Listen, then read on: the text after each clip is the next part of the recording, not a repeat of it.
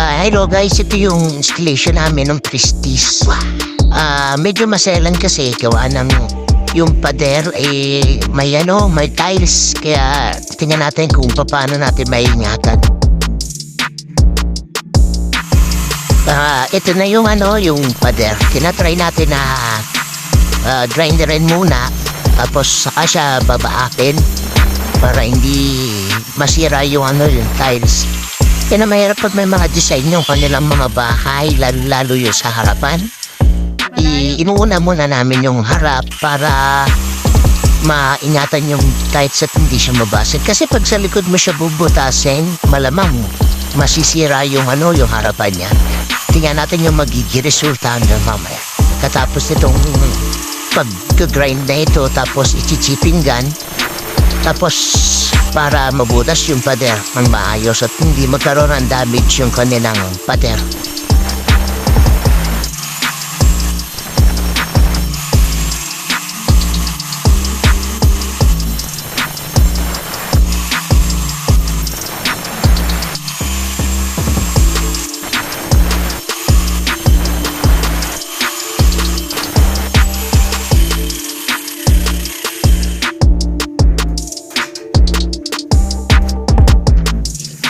Ayan, tapos nung mag-grinder yan, tingnan mo yung tao kong yan, lagi naka-smile. Alam mo, hindi napapagod. Ayan, tiyo. Ayan, nagpe-prepare na siya para, chipping gun. At nung mabutas na yung pader. Dandahan lang talaga kami dyan kasi nakakahiya pag masisira yung pader. Pangalawa, magkakaroon pa ng repair. So, napakahirap niyan. Tingnan mo. Tingnan niyo kung anong gagawin niya dyan. Yan. Akyat pa siya dyan. Tingnan mo. Ay smile lagi nagsuot pa ng goggles. Ayan. Yan. Tingnan niyo. I-chipingan niya na yan para mabutas yung ng katapos ng grinderin. Yan. Tingnan. Tingnan mo. Yan. So nabutas na ng maayos yung yung tiles, hindi nagkaroon ng damage, hindi siya nabaak. Ngayon, bubutasin naman yan para yung mismo semento sa loob at tumagos na doon sa kabila. Yan, papalit na siya din ng bala para mabutas na doon sa kabila. Tingnan mo buti. Ayan na. Something and I want yan.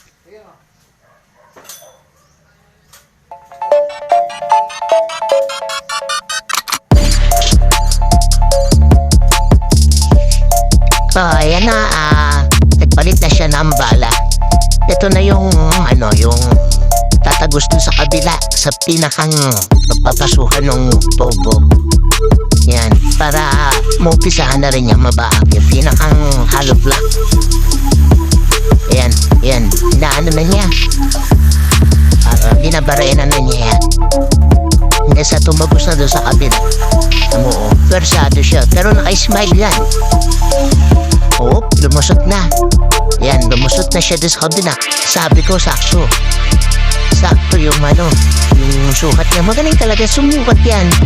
Hindi yan sumasablay sa sukat. Kahit sa mga level. Yan nangangako dyan sa taong yan. Hindi yan sumasala. Yan. Binarena niya uli. Para sabi ko kasi lapit-lapit niya dun sa kabila para medyo lumagrog yung butas.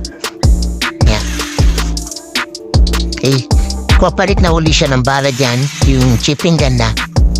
Yan. Yung umpisahan na niyang butasin. Ito mo. Yung boss. Ayan, yung boss. Yung boss mo anong ginagawa. Yan mo. Alam mo kung sino nakatayo pa. Diyan naman guys, na yan. Naibusot na namin yung tubo. Nag-impress na kami magbalot ng polyethylene tape dyan. Yan, iniisa-isa na namin yan. Pinabarutan na yung polyethylene para mailagay na. Ayan, nag-umpisa na kami dyan guys na ilagay yung indoor unit. Ayan na siya. So, ipinapantay lang namin. para magandang tingnan yung unit. Yan, kinakabit na namin. Yan mo, maingat na maingat para lahat ng detalye malinis at walang damage, walang masisira. Para si client hindi nag-worry.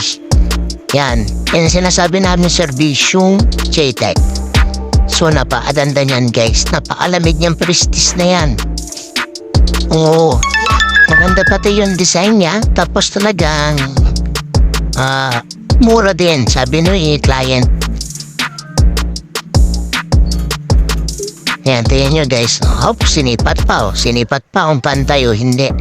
Hindi pantayan kasi may clavy ng tubig yan. Ayan, bumaba na ako dyan. Kaya nyo, inayos-ayos pa nung tao ko para mas lalong gumanda. Ayun, pababa na rin siya guys. Tingnan mo ang tsura niya. Ayan ang mga pigsuna ng palayan guys. Maganda na ang naikabit na namin yan. Okay, sige, thank you very much sa lahat ng nanood. Guys, pa-follow and subscribes lang din para sa ating video. JTech Pros, maraming salamat.